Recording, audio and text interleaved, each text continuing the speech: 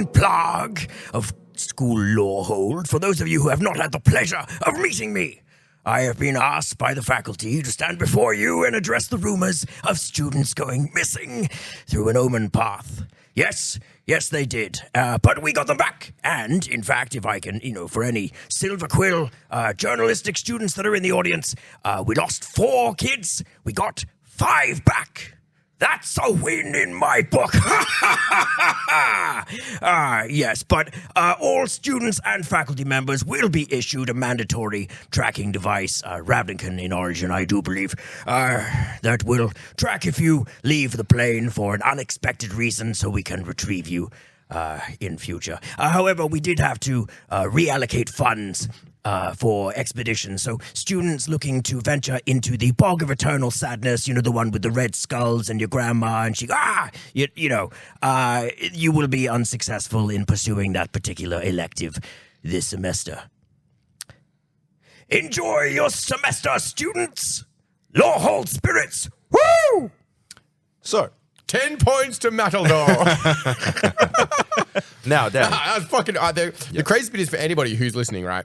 It's just Matt just memorizes it and then just hard commits the whole way through. It's very impressive. And the entire time I have to sit there and stare blankly into the distance and not fuck him up in any way. I don't want to be the one who messes it up, you know what I mean? You visualize yourself in. It's setting the scene. It's like I'm ready for a good audiobook now. The problem is if we get too good at this, people might start listening to the podcast and then someone will pick up Matt and then he'll steal him from us to an actual job.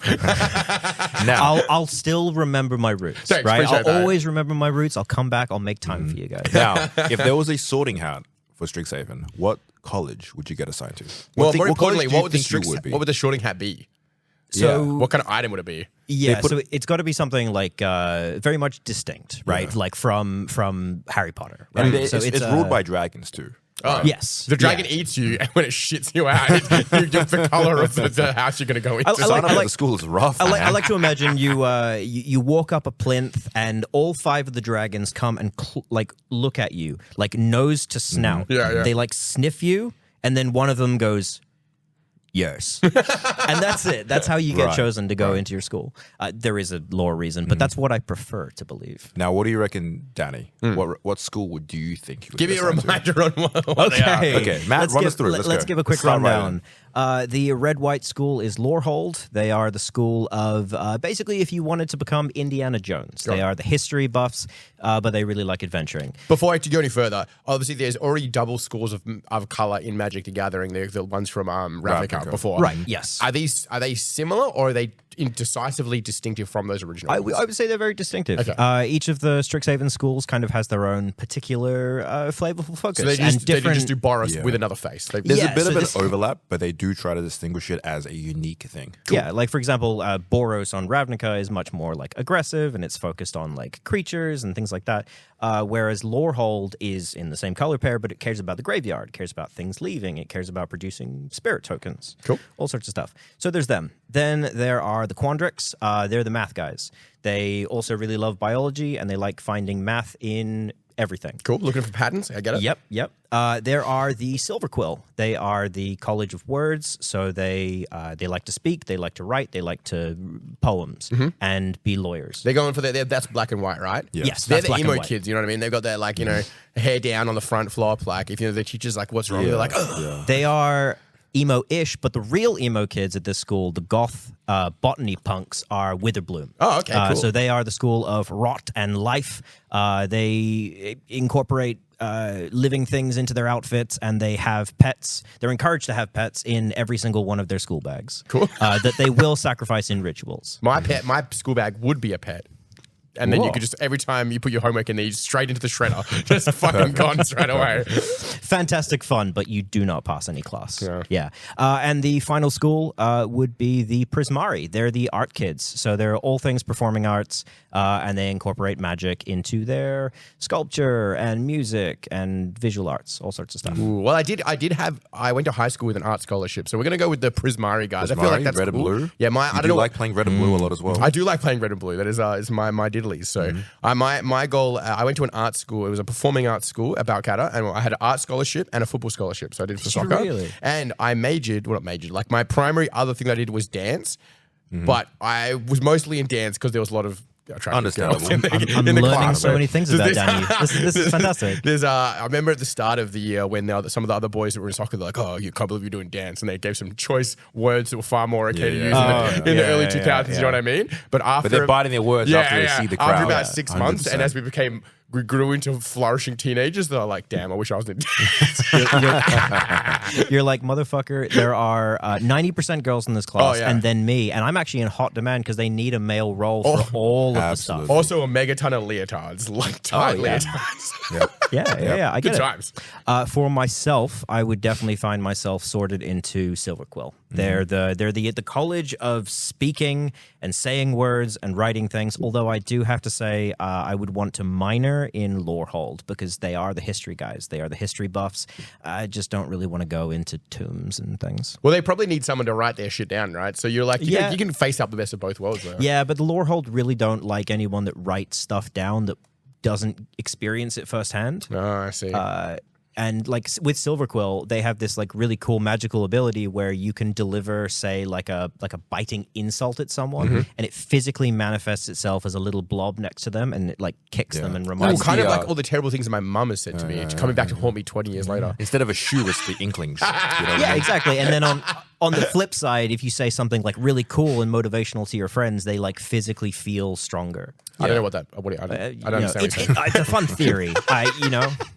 It's fantasy. We can explore. What So about you, long story Kangles? Where are you fitting yourself into? I'll leave it to the comment section. Someone in the comments, let me know what school I'm in. Okay. So, as long as it's not Quandrix, the maths guys. I hate maths. So clearly, if anybody's listening and they're going to vote, they're just going to vote for things that you don't want. Yeah. You both face yourself, Kang. I did. You've all but guaranteed that you get racially prejudiced into that house. Into Silverquill I go, because that's the one with the Asian on the front cover. Anyway, moving on. So, long story short, Strixhaven is predominantly based around the 5 colleges, right? And this is kind of a magical school set based around those ones there. Matt, I'll let you take center stage as well. I believe this one, Secrets of Strixhaven, is we're returning back to Strixhaven to dive more into the story of what's going on and what's been happening in the greater magic universe. Yeah, absolutely. So the original Strixhaven came out a couple of years back. And it really proved itself to be popular. Like it was one of the sort of few magic worlds that like immediately found an audience as like, oh, this is cool. I love this. And they established the first time that we went to Strixhaven that Strixhaven is the name of the school, Arcavios is the name of the plane.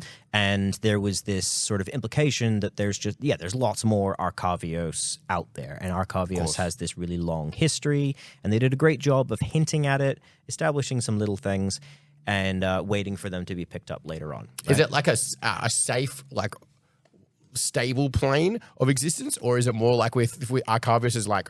I feel like we're getting a library from the Halo kind of situation. Going on? There are definitely conflicts, but anything large scale is in the past. Yeah. Strixhaven has this very much established thing where it was a world of turmoil and like crazy wild magic for a long time, and there was a shit ton of wars that took place during the Blood Age. And the Blood Age was brought to an end by the 5 dragons, who then went, all right, fuck this.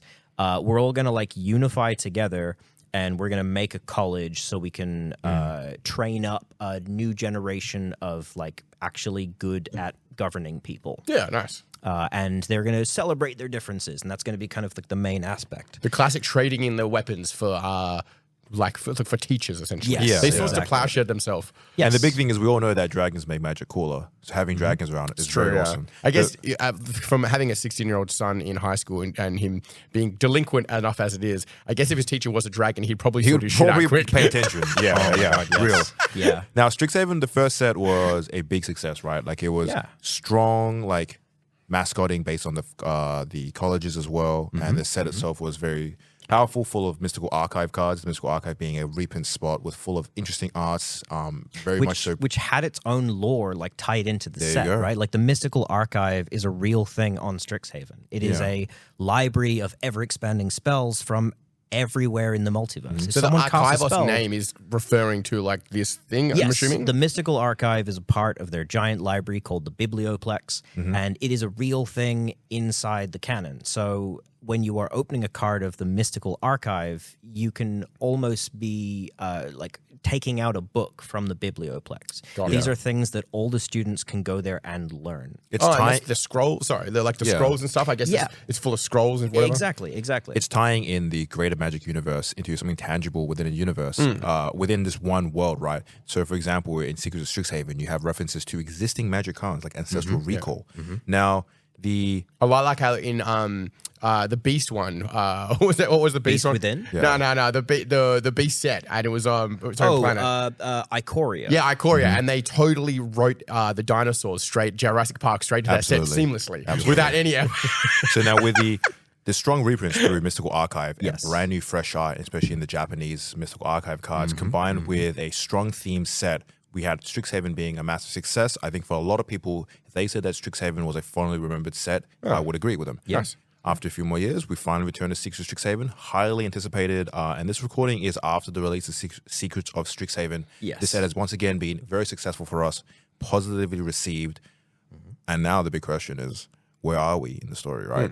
Yeah. It's I got to say, it's an interesting time for Magic Story. As we record this episode, Magic on Vegas has just happened. So for anyone that has seen any of the spoilers and things like that for what'll be coming out in the rest of 2026 and into 2027, I do have that stuff in mind. Don't worry. I have looked at it all. I have seen all the promo leaks for Reality Fracture, right? And Reality Fracture is very much a set that is going to be alluded to in this story. So directly, Strixhaven, or Secrets of Strixhaven, continues on with our main cast of characters from Lorwyn Eclipsed, right? As I mentioned in my little thing at the start of the show, there was 4 students that went missing. There was a funny little goblin called Sonar. There was a deaf owlin called Abigail. There was a non-binary vampire called Kinar.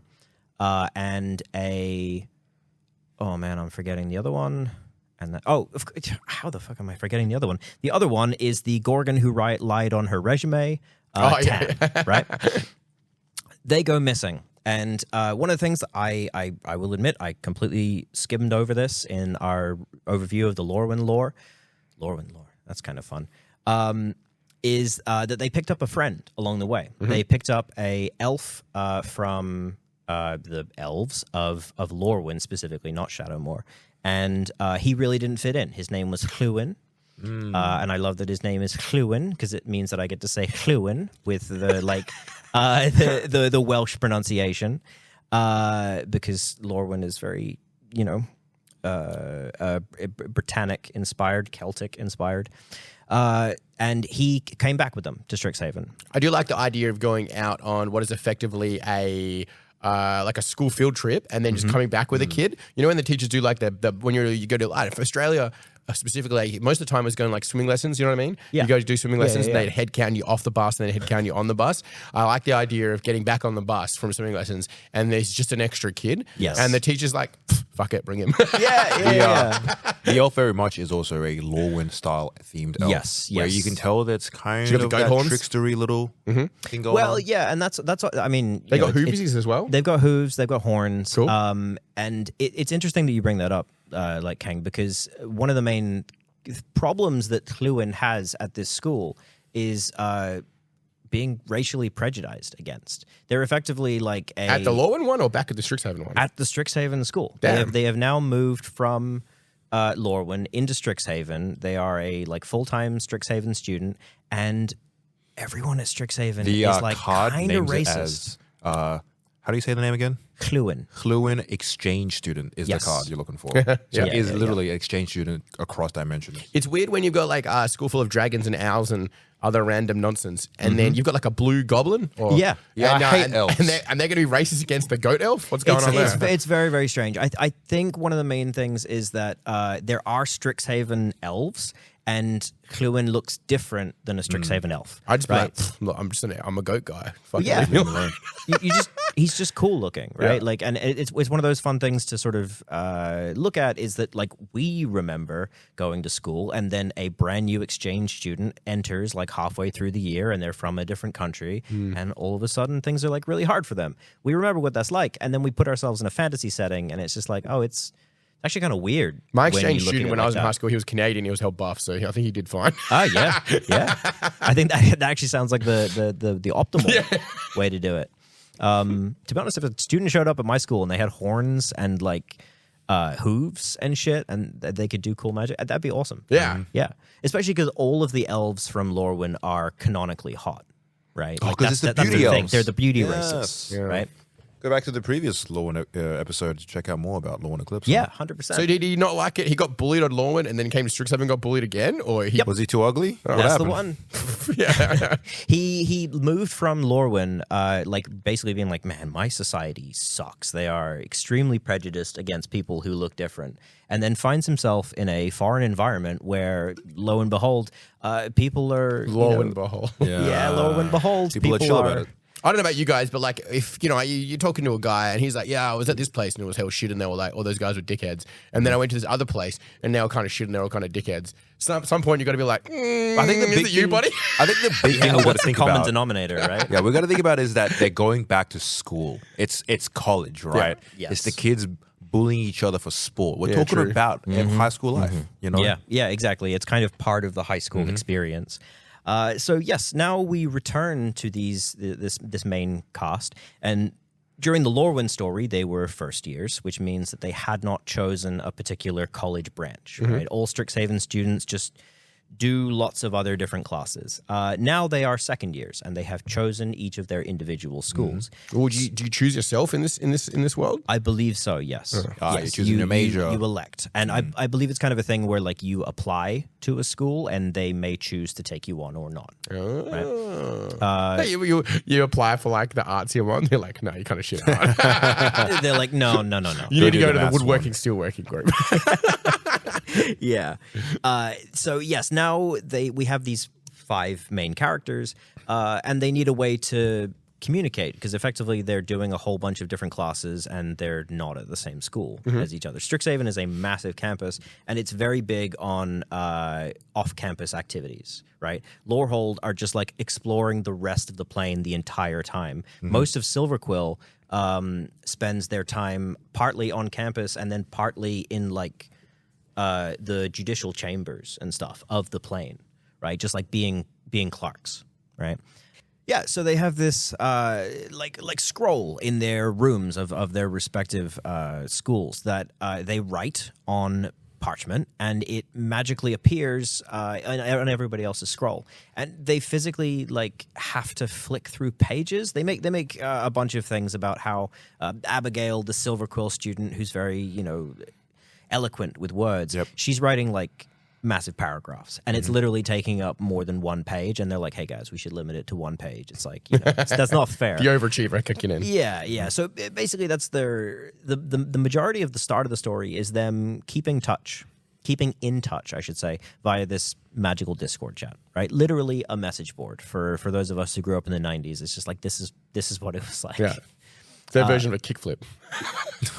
I think we're like the same age, but I don't get that one. Remember that, like it was like a little handheld bar and screen flips out the top? It was like you'd hold it like this. I mean, I remember flip phones. and it would flip around the top there. All the pretty girls had it. Oh, it wasn't a pretty girl. I wasn't a pretty girl. I remember because you could play like 4 or See, 5 it was different games on there. Danny in that dance, right? He's clued in with all the girls in the 2000s. You were in a different circle, right? It was a great Different time. school Like, cliques. remember when headphones were connected together? Absolutely. So if you had to listen to music with gotta someone, share it. you had to be really physically close to each other. close. Now I could be 6 meters away from the girl listening to the same headphones. Bullshit. And you've potentially got to have that problem of just like, all right, hang on. I'm getting it paired. No, it's your one pair. Yeah. I'm getting audio out of mine. Are Yeah. you getting audio? Yeah. Okay, yeah. It's a lot more awkward. So we mostly follow Cluin in this part of the story because Cluin is on an expedition to a place called Titan's Grave. Fucking cool premise for a place in world. Arcavios is ancient, right, and has had a bunch of shit like happened way in the past that mostly like even the dragons don't fully recall. So Titan's Grave is a enormous creature that has died like thousands of years ago, and the carcass that it's left behind, like the skeleton, has been turned into a tourist city.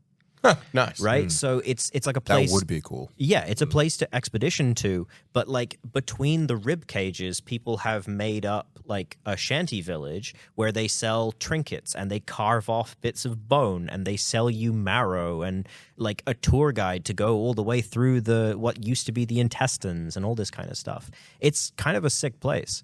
I guess in both uses of the word. And Cluen, who is in Witherbloom. In my mind, I imagine, in what is the big one where the big robots fight each other and then they fight the things that come out of the ocean? Pacific Rim? Yeah, Pacific Rim. Yeah. And there's that Japanese town and they're living in the bones of one of the kaiju. Honestly, very, very similar to that idea as well. Oh, yeah, cool. yeah, 100%. And it's a dangerous place. Like there are literally like parasites that live inside the Titan's grave that are the size of people, right? So you need to have a sort of militia police force of Titan's grave to keep back the freaking like bone mites or whatever they are. Who would have thought living in a dead body was going to cause problems? Yeah. I like that they committed and they were like, no, we're going to live here. We refuse to leave. Yes. Yeah, there's human-sized parasites and like this is the place. It's a huge like it's a huge tourist location, right? Because just like come and see the giant fuck off skeleton that you can walk around in. So there's like tourist places all along it. You reckon that's what they felt like when they moved to Queensland in Australia in like the 1400s? And they're like, this place is full of crocodiles. This is where we've got to live. We're going to stay here. People are like, it's so dangerous, but it's cool to look at. Yeah, we'll stay here. If you go further south, there's just like kangaroos and wombats there. They're like, no, we will live here with the snakes and the crocodiles. You're like, all right, bro. So Cluen is on a bit of a task. There's a brand new planeswalker that gets introduced in this set who also happens to be a professor. And that is the particular professor that Cluen is really, really, really trying to impress. It's a guy called Delian Fell. Right? He has a card in this set. He's a planeswalker. I gotta say, the card is about as generic as you can make a planeswalker. It has 4 abilities, all of which you can probably guess if you've ever played with planeswalkers before, where it has like draw a card, destroy a creature, all this kind of stuff. Delian Fell is really interesting, though, and I feel like they're potentially setting him up to be a cool mainstay character. Effectively, he was a professor at Strixhaven, and he died. He died inside his study. He was dead for 13 months, and no one found him. So not super popular, generally speaking. Yes. Yeah. Like was, I don't know, doing intensive study. No one was like, where the fuck did the professor go? Yeah, he's not just marking my things. Where's the easy A's? Yeah. So he dies, right? 13 months pass, and then all of a sudden he wakes up again, fully alive, not necromanced back to life, not a zombie, not anything like that. No one knows how he came back. He doesn't know how he came back, and he now has a planeswalker spark. Bear with me. If he goes missing for 13 months, nobody finds him dead, and he just comes back. Was he just having a big fuck off nap? Yeah. Like, how does he know he died? Potion-induced coma, you know what I mean? Just taking that out. Like, who's to say he actually died? It's hard to, obviously, it's kind of hard to prove, Or right? Is it just a story he tells? Yeah, this also sounds like, like you go to the Bahamas for 13 months, and finally, I have a mate. I'm not going to say his name, but he's one of the people that have been, who we talked about on the podcast before. He works for a mining company. Faked his death? And he changed jobs. And because this company is very large, exceptionally large, right?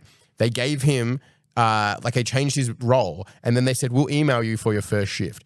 They didn't actually email him for 7 months. Yeah, I got to pay a little vacation. Full pay at 7 months. And then eventually when they finally contacted him, his manager was also like, well, I can't. You can't tell anyone, or I get busted. Yes. Yeah. So he just had let her ride. He had a 7th month free ride. 7 months free. Let her ride. Good. That's so good. Here's the thing about Strixhaven, right? Everyone can cast spells and stuff. You know, he just wants to take a little time off, right? So he just magics up a little clone, puts it to sleep, and he comes back later.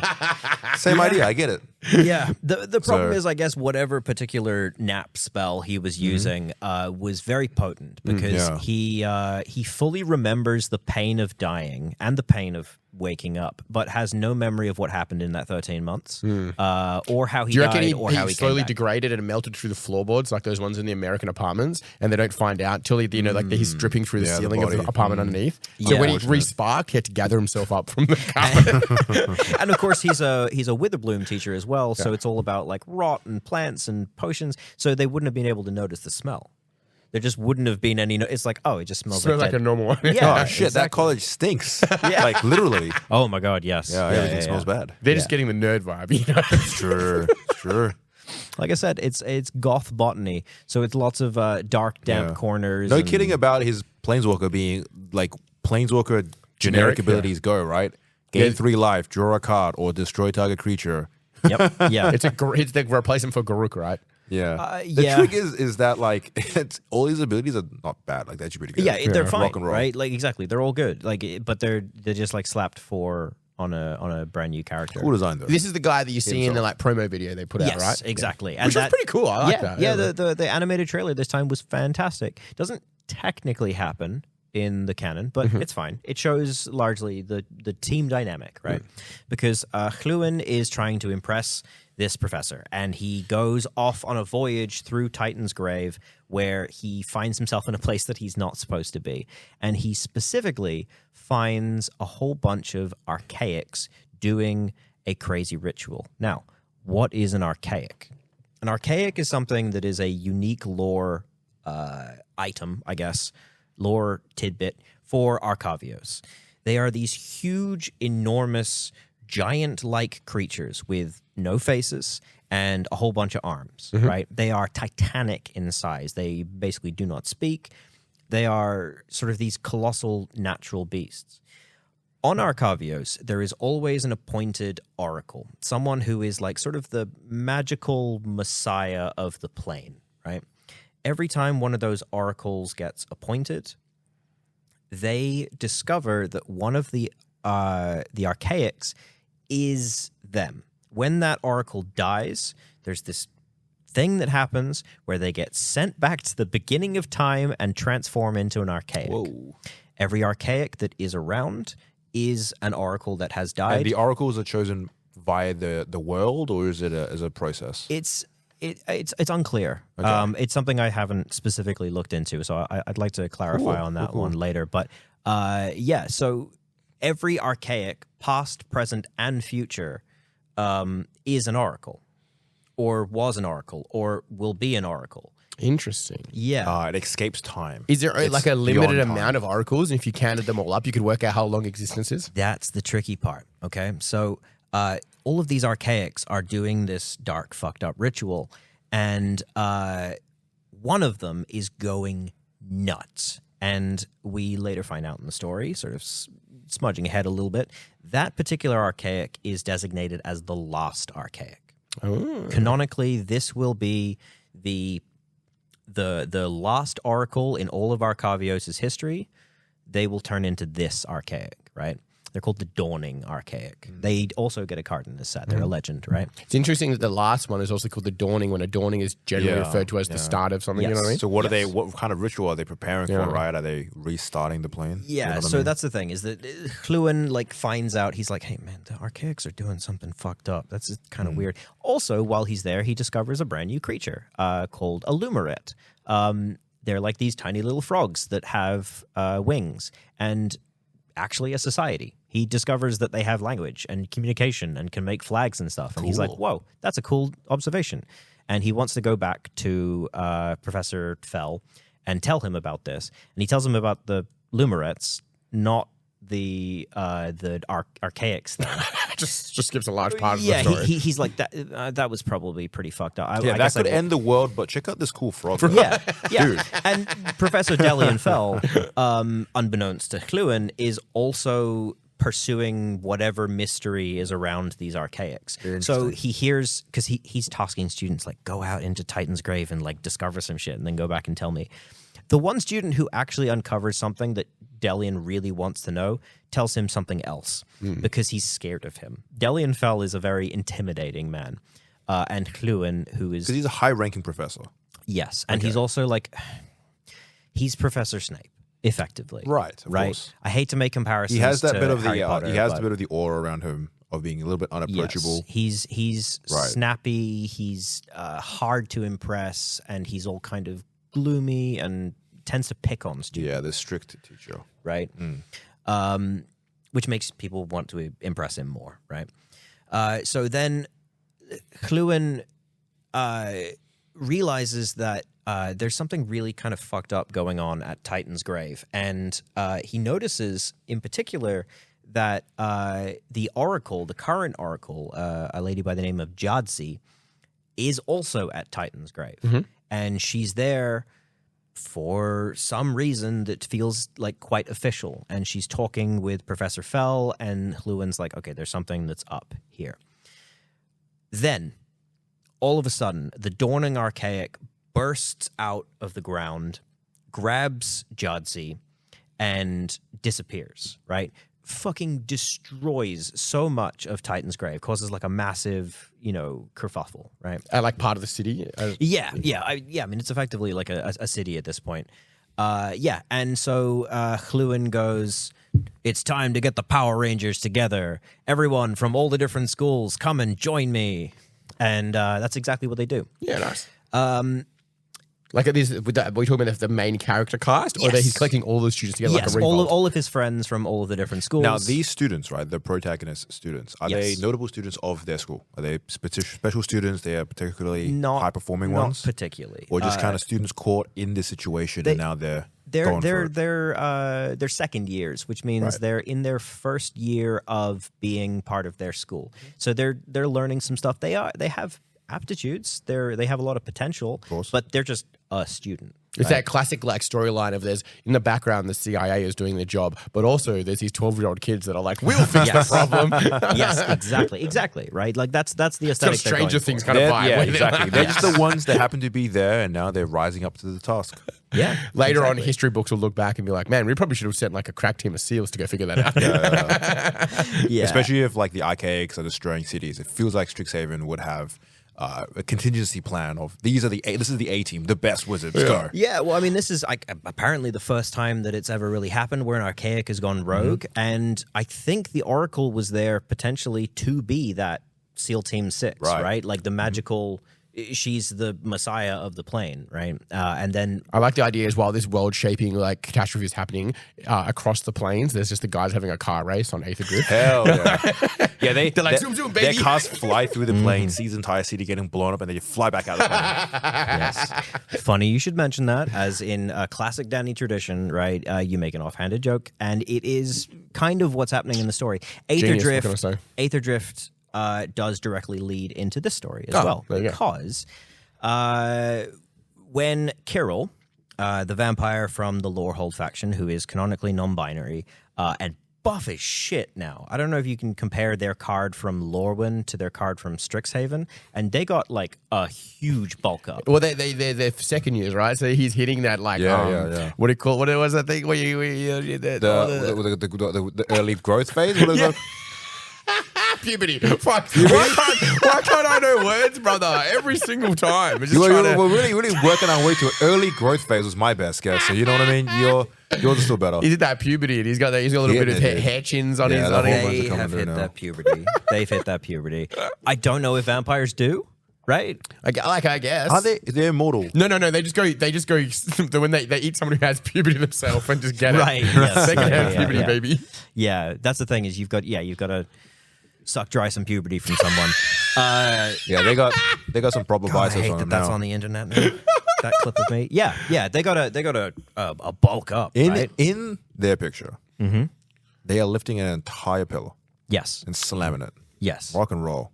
Their spell is pack a punch. Jesus. Yeah. No, they're fucking sick. And Cluen is like, they kind of are their best friend, right?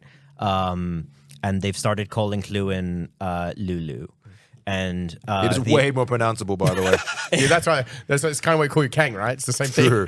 For context for the listeners, Cluen is spelled Lluwen. yes. Got it. So If you really want to, you can say Lewin or Luluin, But for anyone who has ever known anyone from Wales will be able to identify the double L is pronounced clue. It's not that hard a sound to make, guys. You just do the thing that happened when there was like a random non-Australian kid in the country town where I grew up, and they had some whatever name there was, like you're Mark now. Yeah. you're Chris now. Yeah. So they have an endearing friendship now. Yes, they do. And they're on their way to rescue them. But Carol has been kind of appointed a mentor at Lorehold, which is a Johnny. A Johnny has kind of stuck around after saving the kids from the end of the Lorewyn story. And was he kind of just wandering and traveling post March of the Machines, and then he found himself happened to be in the right place, right time to save the kids? Yes, yeah. So we had a Johnny pop up in the Tarkir Dragonstorm story, where he was kind of living as like a hermit on Tarkir, and then a whole bunch of shit went down. Because it was after the whole, he got completed. He kind of went a little bit of a self-recollection. Yeah. Oh, he regrets. Redemption. He regrets the whole March thing so fucking bad. Because he still remembers it, right? He remembers it being him, right? So it's kind of like a psychosis, like a psychotic episode. He's like, it definitely happened to me. It was outside of my control, but like I'm still accountable. He went for on my Lorewyn to actions. kind of do a bit of ayahuasca and rediscover himself in the I jungle. do like that he keeps moving from plane to plane to try and retire, and weird shit keeps happening around him. He's like, Yes, "Fuck." yes. Oh, I know, absolutely. And so, yeah, the fact that he was there at the Tarkir storyline where they all went into the meditation realm, and Bolus and Ugin were there, and Jace was there, and he exploded. You can remember that from episode insert information here. Yes. The exploding part seems bad. Are we talking? Yeah, so at the end of the Tarkir storyline, it did look like Jace vaporized himself. Oops. He sort of became the world, and there was the little stinger at the end of the story where it was like all of a sudden there was this blue flowy cape that reformed itself, right? Ajani has sort of somewhat found a purpose in following Carol around because he sees part of himself in Carol, right? Ajani, Let's hope first, theoretically. because Carol is brash and headstrong and really wants to be a hero. And Or Kirill's vampired him a bit. He's like, hey, give my bob back. Remember that? Like that meme, like, bring back my purse. Yeah. Give back my blood.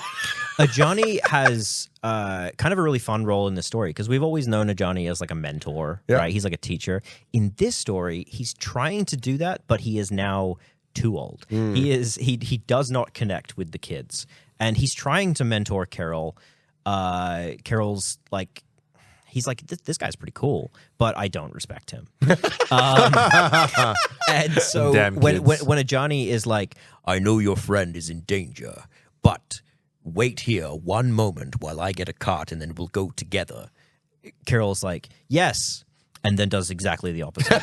So like every regular teenager. Yeah, exactly. Yeah. And so then when the entire party shows up at Titan's grave, Johnny has to be like, oh my God, I guess I have to follow these fuckers. And like shows up there on his own later on. Yeah. The party is then going to find themselves inside Titan's grave. They're going to fall down through a passage and kind of get lost. And they are going to get picked up by a returning character that we didn't quite expect to see on Strixhaven, which is Chandra. Chandra ganks them. And like... this is post A the Drift race, that means. Yes. Yeah, she's done with the race. She's done with the race. And at the end of that story, I don't know if you remember, there was a moment where everyone was at the finish line and Chandra had loot, and Jace did the thing where he's like, I need to get my son back. And he just didn't talk to Chandra. He just went, bam, mind damage, and almost killed her, right? And just took loot. Right, We call that a dick move. Yeah, exactly. It's the Jace thing where he was like, it would have been too much effort to explain myself, so I just made you do the thing. That I caused migraine. Yeah. Now, that particular migraine has been like fucking with Chandra, right?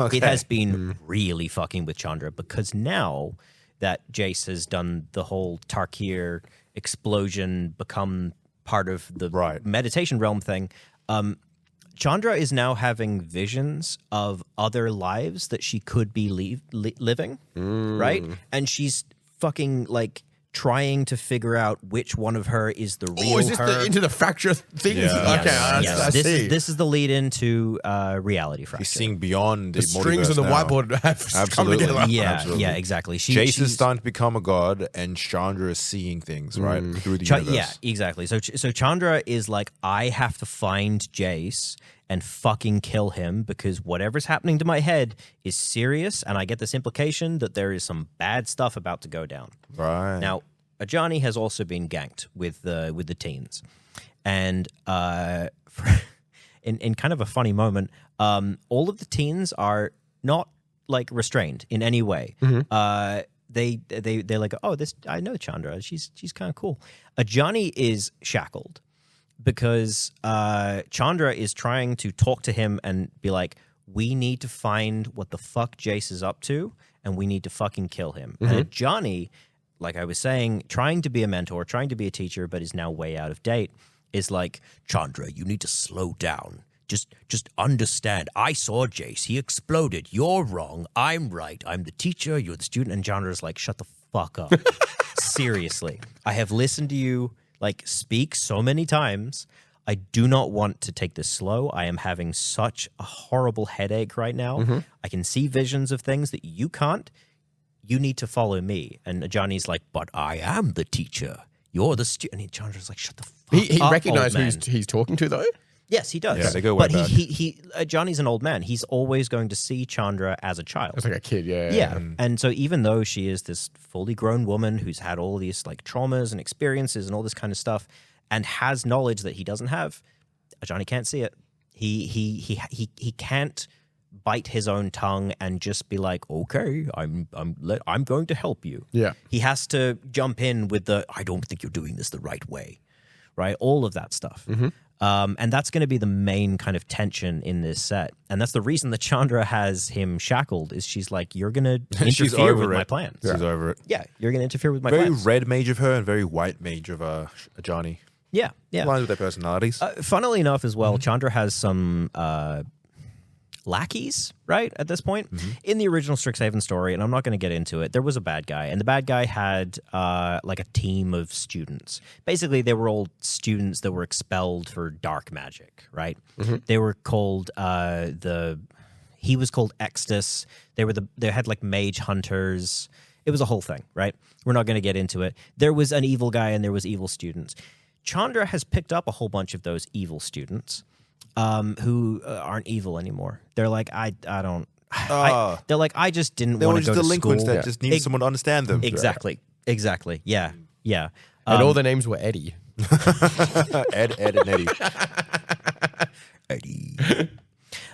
Yeah, so Chandra has like some friends now, and all of the Chandra other is the cool teacher, right? Yeah, It's the one Yes. that all the kids want to hang out with afterwards. They're all over there she's not being even a evil. teacher, right? She's just a cool adult. Yeah, they're all over there being evil with the evil teacher, and they saw like a hot girl come past. They're like, "Oh, we're doing this now." I see it more of like the kids get kicked out of school and they're wandering, and Chandra shows up and is like, "Hey, you guys want to learn pyromancy?" Yeah. She's like, hell yeah. They're hanging around at the petrol station, and she comes along. They're like, "Hey, can you buy us beer?" And she's like, "Yeah, right." And they're like, "Oh, new best friend." Yeah, 100%. She's like, not only can I buy you beer, but also I'm going to go kill a guy. The entire time, Chandra's wondering, where are your parents?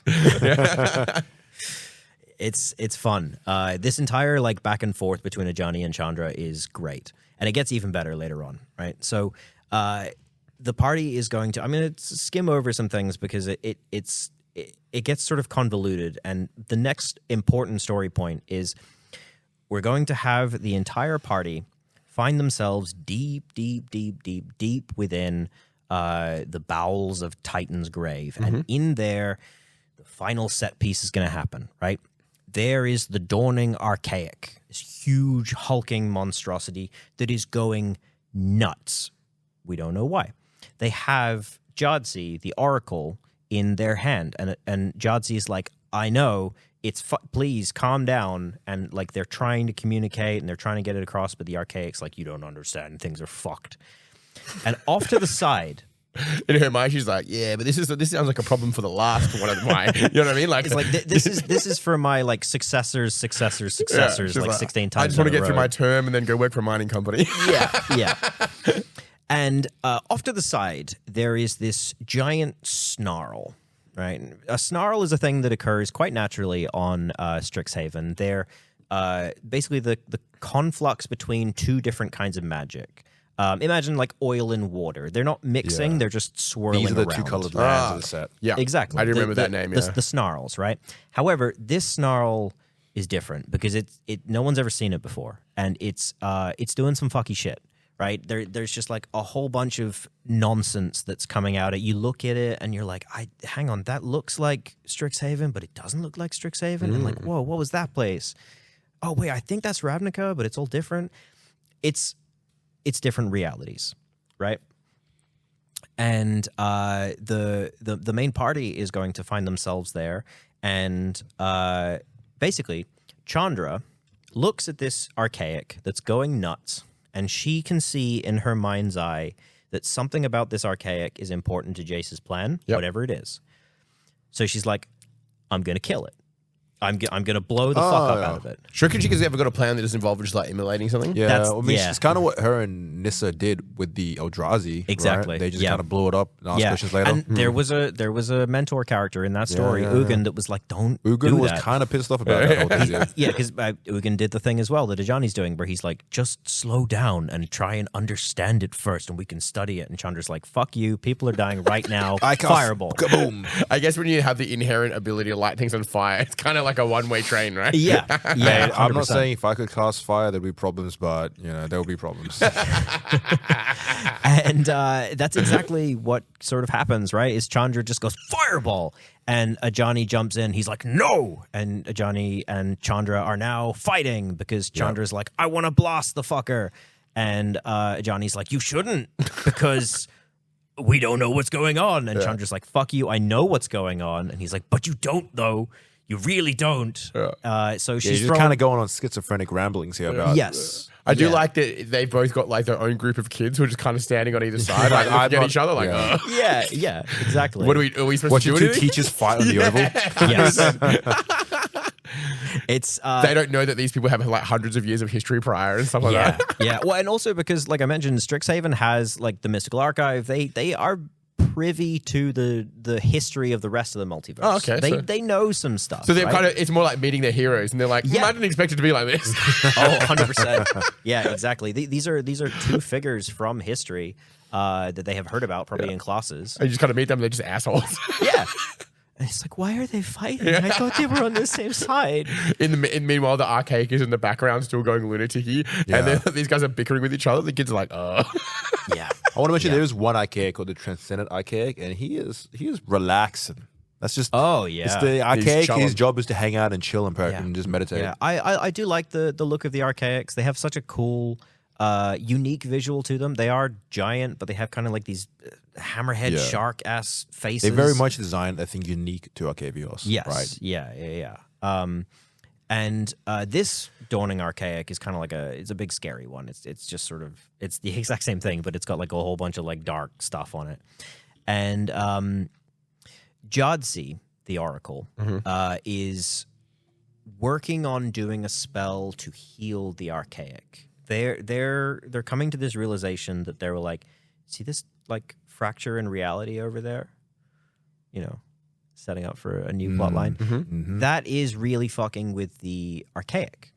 Because if the Archaic is the last Oracle, anything that interferes with the present would then interfere with the future, which is that Oracle that is then going to become this Archaic. Yeah, because they've got like a predestined timeline, and this other thing is kind of damaging that predestiny, right? Exactly. So that's why this Archaic is going nuts, because the present is changing the future, right, effectively. And it's mad. Jodsi is trying to calm it and is casting a spell. And then we get our sort of big dramatic moment where there's a revelation that one of the students that we have been following is not what they seem. Ooh, can we guess? Is it the Blue Goblin? He's actually an elephant. Okay. Okay. I'm going to guess that I'm going to go with the deaf owl. Ooh, Deaf owl? Yeah, Yeah, I'm going deaf owl. You're going. I want the blue goblin to be the You mean the blue red, the Prismari goblin? Yeah. We got our chips in. Yeah, what do you think the owl's doing instead? What do you reckon he is? Wasn't deaf the entire time. Could understand perfectly. Was making up things. Oh, it's a liar. I reckon the goblin's yeah. actually like an Eldrazi on the inside. Eldrazi on the inside. Yeah. He's like, we're the only thing in this canon lore that has multiple arms. We're the only ones allowed to be villains. Remember us? I like your fan fiction. And then they kiss. Yeah, exactly. Danny's AO3 coming as soon as this episode goes posted. Right? Yeah, baby. So it's none of those. It's none of those. Yeah, we lost. Right? Weak. I'm assuming it's the goat one, right? It's not the goat one. It's not Cluin. It's not Abigail. It's not Carol the vampire. It's not Sonar the goblin. It is Tam the Gorgon. Now, it was Jace. It's the Jace thingy. It's the kid. The kid. Yes. So remember a while back we were talking about Jace got it on with what's the name again? I mentioned Vraska. I mentioned at the end of the Strixhaven lore recap, the Lorwyn lore recap, that there was like conspiracy theories going around about like, with Tam, she's like a blue and green, she's kind of JC, kind of Vrosky. It's not exactly that. We weren't correct, but we do find out that Tam has been mentored by Jace outside of reality and has then been spliced into reality from somewhere else with a specific intention. She says, I was made for this. I was created for this It's like a Terminator situation. Okay. We're sent back in time to do the thing. Pretty much. And what she does is she grabs Jadzi, the Oracle Messiah, and Sarah Connor over there. Yeah, she just blamps her into the reality fracture. What role? Which... So she just chucks her at the snarl? Yeah, she just chucks her in the snarl. And they're gone. Who's got chucked into the snarl?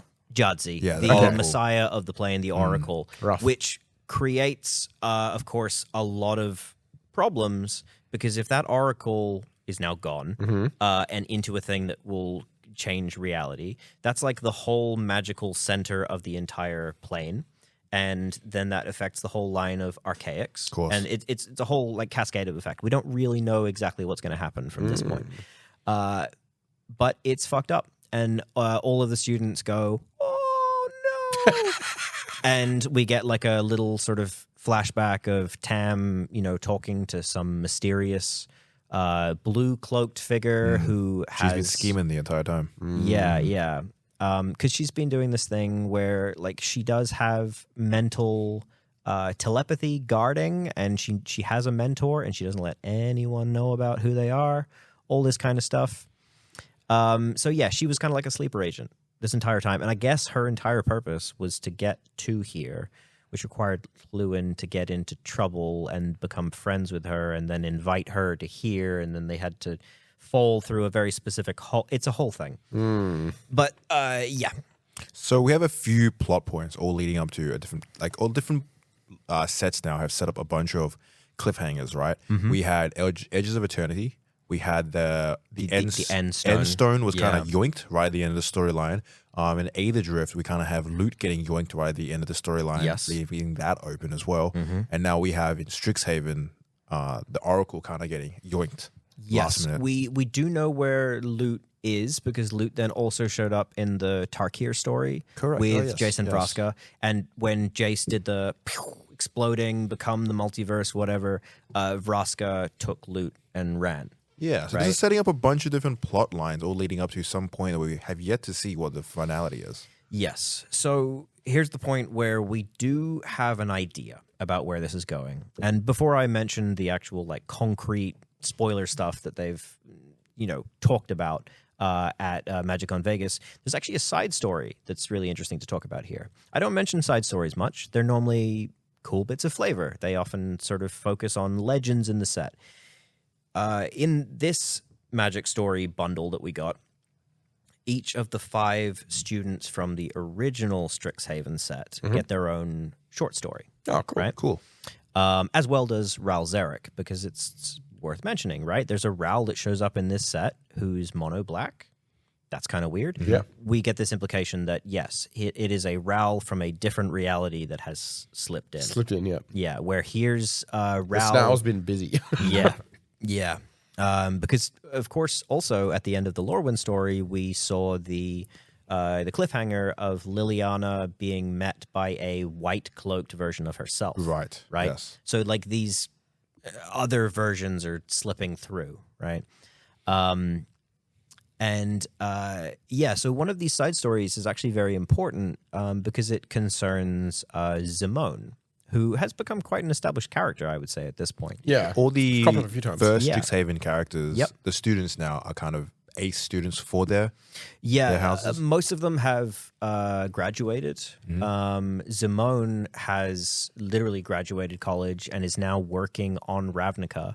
Her story concerns the fact that she both wants to work and research, but also needs to do a second job to supplement all of her stuff, right? Like she they really literally put in like post-college life. Doldrum, regular human life in this mythical world. She's renting an apartment and she has roommates, and the roommates don't like her because she's always in her room. She's always researching.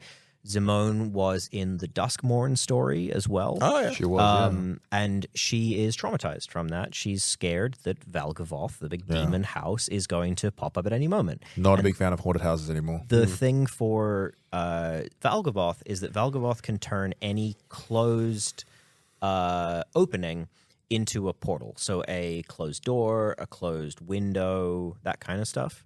So she keeps all of her windows and doors open at all times. Just in case. Yes, because the moment that the room feels a little bit stuffy, panicky, right? I carry a closed portal around with me. My own personal panic portal. So, yeah, her roommates hate her because it's like Ravnica in the winter. Letting the fucking dusk in. Oh, she's just letting the doors open all the time? All the doors are open. Like all the windows are open. We just had our TV stolen for the third time. And it's like, Zimone, it's fucking snowing outside. Close the damn window. And she's like, can't. Demon will get me. So eventually they all start moving out, and she has to clone herself multiple times to, cover all of her different jobs. Yeah. But the important thing is that the one main version of her is focusing on her sort of trauma hyperfixation, which is that she is mapping the multiverse.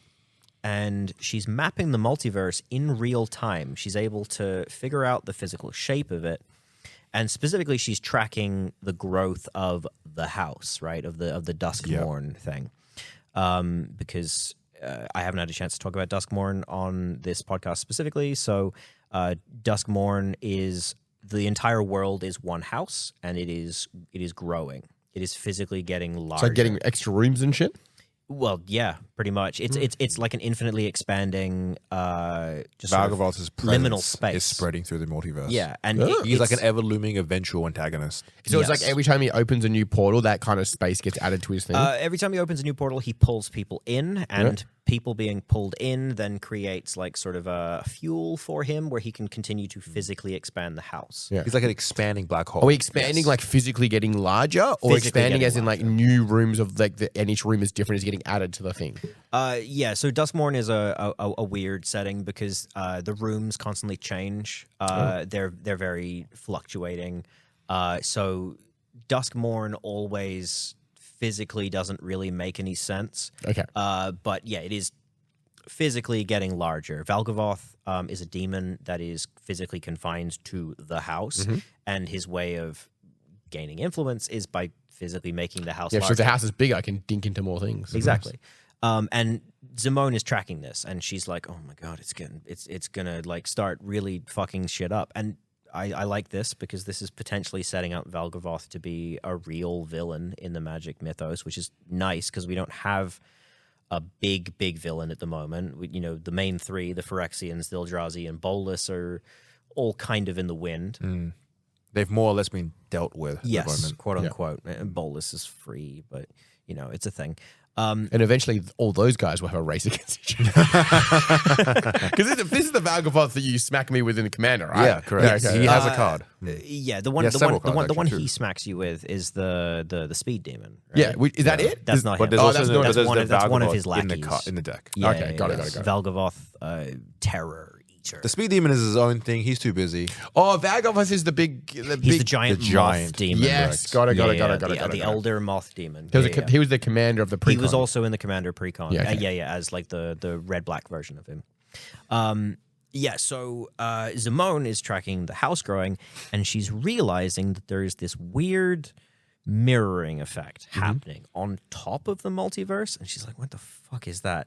And starts to sort of track it, and before she really realizes what she's tracking, she realizes that she has physically documented a mirror of the multiverse on top of the multiverse that is pushing itself in. There is a for any Marvel fans that have read comics in a while, it's the Illuminati storyline of the Convergent Earths. Yeah. It's that thing where there's a different timelines, different dimensions, kind of phasing into each other, right? Yes, they're physically going to collide, right? And typically when two realities collide, it either spells doom for both or one of them, right? There's not really a situation in which both remain unscathed. Yeah. So Zimone is like, oh fuck, I gotta go tell someone. And that's the most important part of that side story. And of course, if you didn't read that one side story, which like for the average Magic player, like you wouldn't. You didn't know it exists, yeah. You didn't know it exists. Then you wouldn't know that they're setting up that there is literally like another multiverse about to crash into the multiverse. Yeah. So diving outside the story a bit, with Reality Fracture, we've seen some of the hints towards. We've seen like the familiar characters, but alternate versions of it. I think they've also called Reality Fracture much like a time spiral style set, which had similar ideas. Mark Rosewater pitches it as akin to like a Marvel What If storyline. That's what he wanted to go with, was like Magic What If. But creative was able to, like the creative team at WotC was able to go, no, actually that is what we want to do in canon. We're not just going to do like a what if like standalone set. Yeah, so it's not like a Time Spiral before where it was like a one out of shot kind of thing, right? Right. Yeah, I mean Time Spiral also was happening in canon, and specifically the middle set, Planar Chaos, dealt with alternate presence. Gotcha. Right? You know, the Planar Chaos frame shows like, oh, it's a card from another color, but it shows up in this color. Because we've already seen, for example, Chandra Torch of Defiance flipped as Chandra Chill of Defiance, the blue version of it. Yeah. Snapcaster Mage is traditionally a blue card. There's a red card version of it instead. Sparkcaster Mage, I want to say. Yeah. So Reality Fracture is going to show us a alternate version of reality, and potentially the storyline is going to play out that either our multiverse gets destroyed, their multiverse gets destroyed, or some aspects of both bleed into each other, right? It definitely could be a way for them to reboot various characters, right? What if the mainline Liliana died and the multiverse Liliana comes in from that reality, right?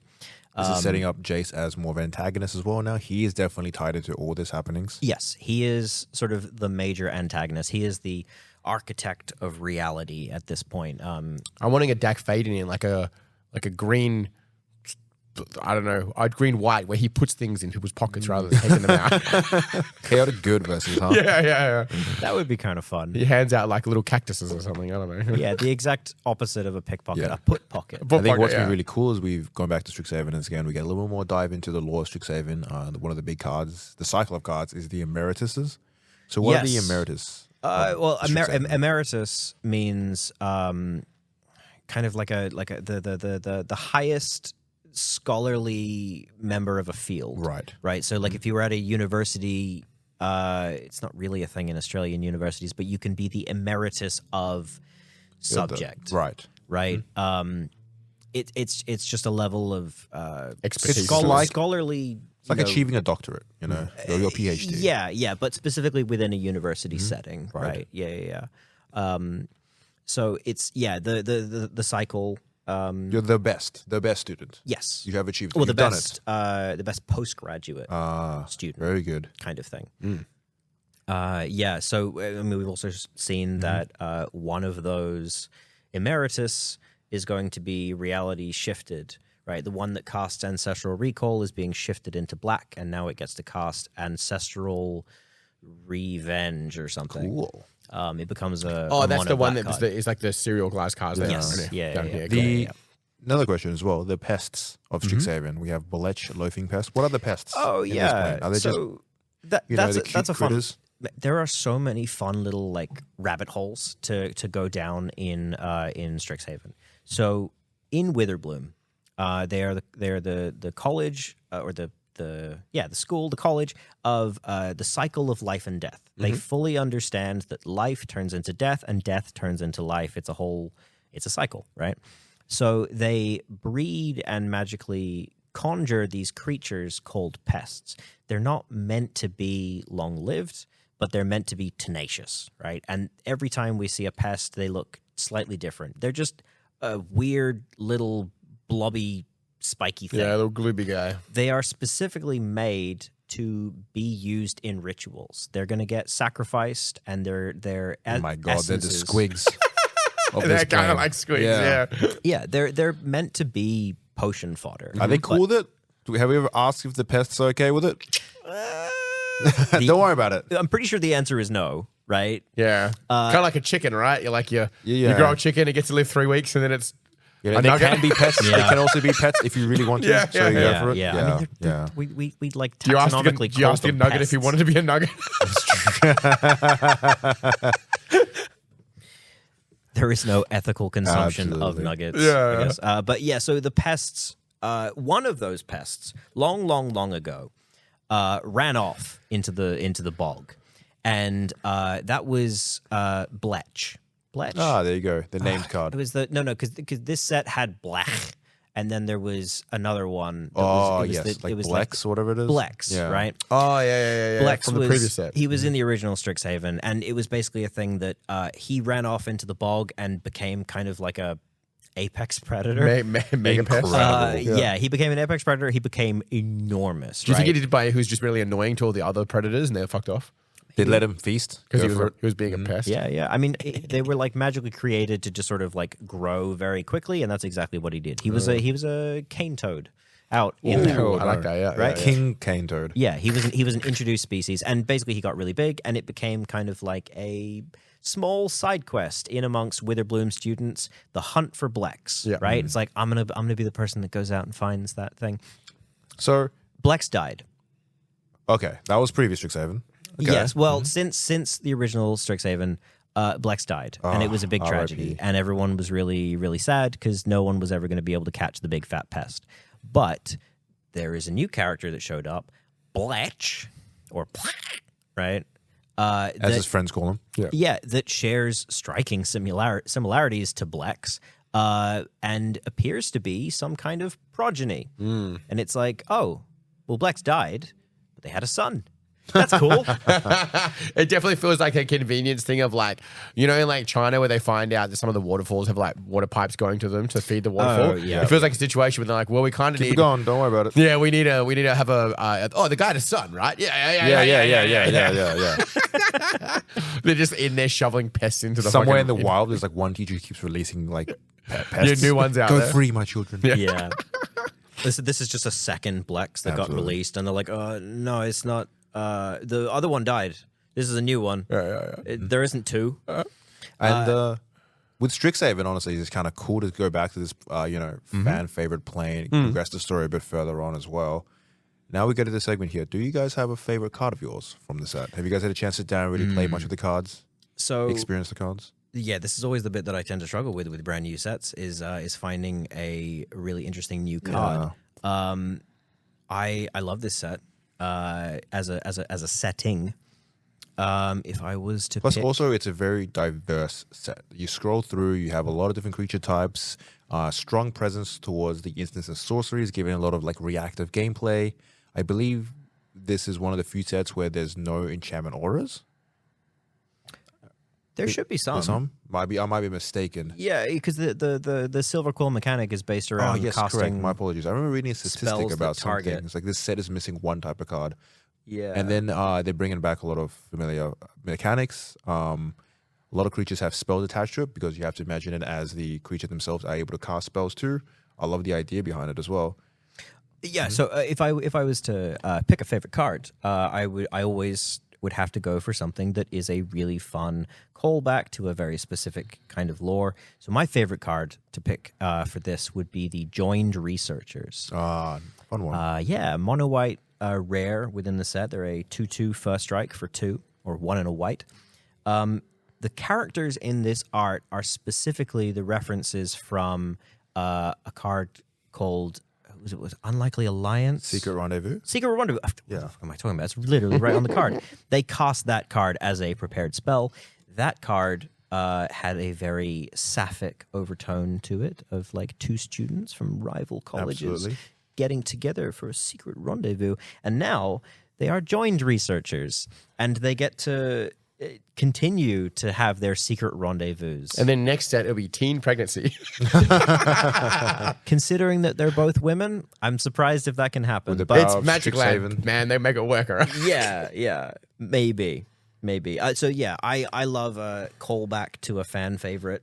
Bletch would also fit that category. Absolutely. Does anyone else have any favorite cards? Danny? I can see people frantically looking. I like the Paradigm spells. I think they're pretty cool. They bring like an element to Commander where... Have we seen much...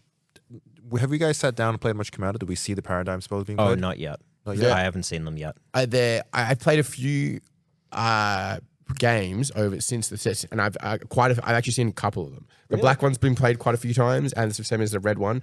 I think there's whether they're good or not. Sometimes when a set comes out, cards get added in quickly to into the decks, and then they get settled in or out later on down the track. But I think the concept of getting the free cast off them later is cool, and I think Commander is one of those games where it's sped up a lot recently, so the really expensive spells become harder to justify putting in because you really want that more cost-effective, efficient spells. But trying to make some of the big costly spells feel worth it again feels good because I want to have that big banger payoff kind of thing in Commander. Yeah, you know? Absolutely. They're big and flashy, and it remains to be seen whether they are good, but they don't kind of have to be. Yeah, because they're a retool of the old epic mechanic, and the old epic mechanic was really fun in theory, but didn't just kind of actually flawed play. because it locked you out, and then it meant that Commander players don't want to play epic spells because the epics say you can no longer play spells anymore. Yes. Just do this one thing now. You lock yourself into the one thing, you F6 out of the game, and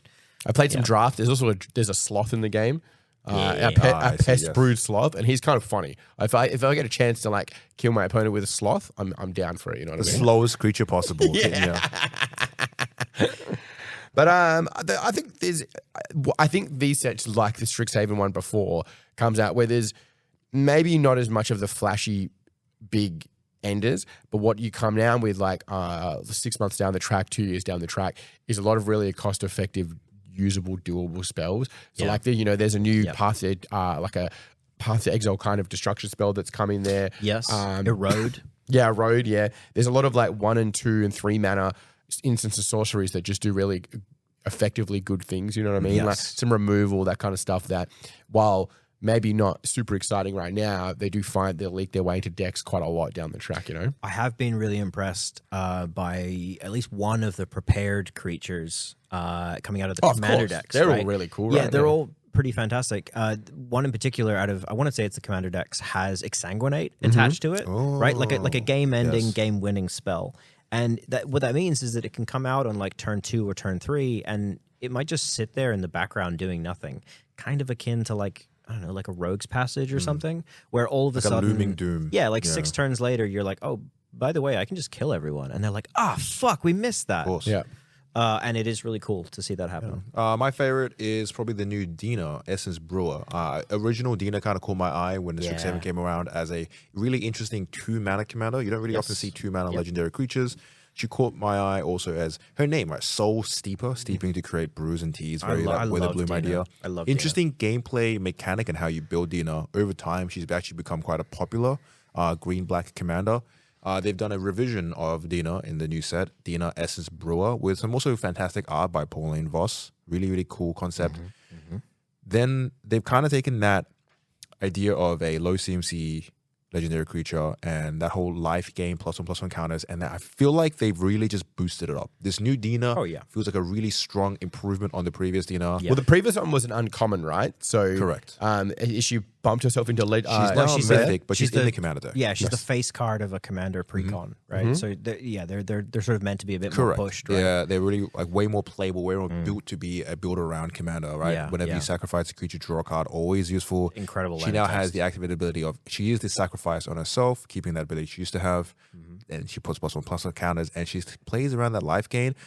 She has a lot of fun ways to build it. You can build it pests. You can build a traditional life gain. In the previous version of Dina, I built it around all the enchantment to say whenever you play a land, you gain a life. So my previous Dina was like a landfallsy style. Yeah. You wanted all those tiny incremental life gains. Right? And this kind of new Dina kind of gives me back some ideas on how I want to take that idea and spin it. So big fan of taking familiar faces and giving them like a little facelift. I love Dina as a character as well. We were introduced to Dina, of course, in the original Strixhaven, and she had a side story in that story that was fucking fantastic because Dina's role in the original Strixhaven and in this one is a sort of guidance counselor. That's largely what she is. She's like a student that other students look to for advice, and now she is a postgraduate student where she's sort of taking other students on adventures. And like watching them and mentoring them. And she has this great side story where there's a student that approaches her and he's like, hey, I'm having a really fucking hard time figuring out this particular potion recipe. I just can't seem to get it right. I have so much hard time like focusing on it and remembering. And she's like, cool. Yeah. All right. Tell you what, sit down. We'll have some tea. We'll deal with this. And she goes, cool. So, by the way, the particular potion that you're working on is an antidote, right? And they're like, yeah, cool. You have been poisoned in this tea. Here are all of the ingredients to make the antidote. And if not, we both die. Yes, because I have poisoned myself as well. I will be able to step in and make the antidote if things are needed, but go for it. You have trouble remembering? Remember right now. And I love that. That's fantastic. It's very, very good. You know how I can't remember his name now, but the guy at the start of the story where he died for a year and a half or whatever. I was like, maybe he should start looking into the lady that's poisoning everybody intentionally. It seems like a very common Witherbloom thing. Yeah. That it's like potions and poisons and poultices. They're just, like they do all sorts of stuff. Yeah. You go to clean your teeth, you accidentally poison yourself, you're like, fuck. Damn it, the wrong one. I mean, we saw it in the animated trailer for this set, right? Delian Fell sends the students to go like catch a magical monster, and they catch a little. It's actually a Lumaret, the same thing. That, he squeezes it out for his hot dog, right? Yeah, it's a topping for his sandwich. Yeah, he like right over the top of it. I did see someone play Nita the other day, so it's our Nita form. Conciliator? I don't know what you figure it out. It's a black-white legendary creature for 3, and has whenever you cast a spell you don't own, you put a 1/1 counter on each creature control. It's pretty cool in black-white. It's not super whatever, but then you can spend 2 mana and you sacrifice a creature, and then you can cast a spell from an opponent's graveyard. And once it's cast, it gets exiled out of their graveyard, which I think is really cool because it's black-white and it's doing something different. And it's there's some really banger black-white commanders that are really hard to compete with. You know what I mean? There's like there's a lot of some real bangers that are you'll be making spirits and you're exiling other people's creatures. They're hard to compete with to get into this slot. And I thought this was a really cool idea. And it also can manipulate some of those commander decks where they're recasting certain things out of the graveyard just over and over and over again. And it's like I like the idea of like you being like, No. I'm not going to let you splash at me for the 14th time. Yes. I'm going to spend 2 mana, cast it, and then get rid of it. Because I'm going to come up with a different plan. It takes Orzhov, which is white and black, which is kind of a set in stone way you play Commander. There's like a very defined, if you're playing white, black, this is your play style. Yeah. And spins it. You can still stay in white and black, but have a whole different scheme of playing the game. Yeah, for sure. I mean, we typically think of black-white, especially in Commander, as there can be aristocrat-y kind of things that you're doing. You're doing life gain, life loss, artists, tokens, probably a lot of blood artist stuff happening in there, right? Yeah. Aristocrats is going to find its way into most of different things. But Silver Quill cares about targeting creatures with spells. So that's both like removal spells, but also buff spells. There's a sort of political aspect to it. And I think that's really what that card embodies, is she's literally someone that works in the government.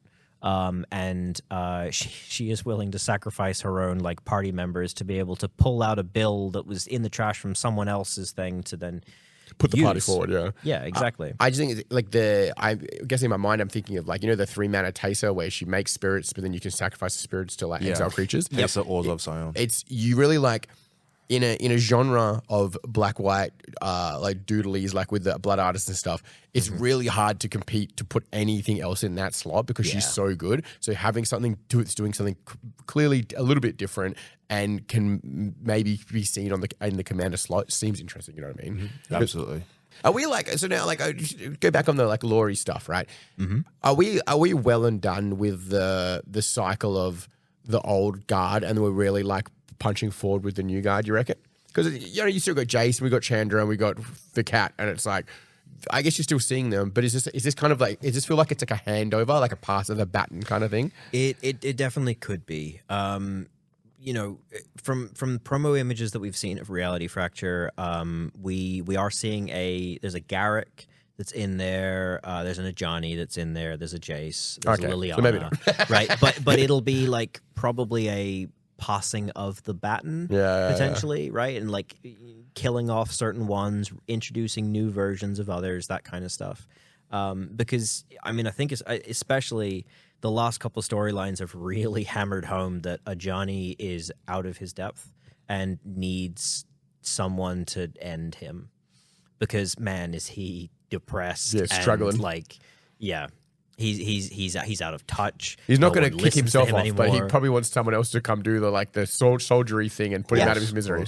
Yeah, all the pop ones are finally leading up to Reality Fracture, so we need to see Reality Fracture moving the story on. This is the next big one to be the conclusion of this storyline, moving on to the next bit of story. Yeah. So we're all kind of waiting around to see where Reality Fracture takes the Magic the Gathering timeline.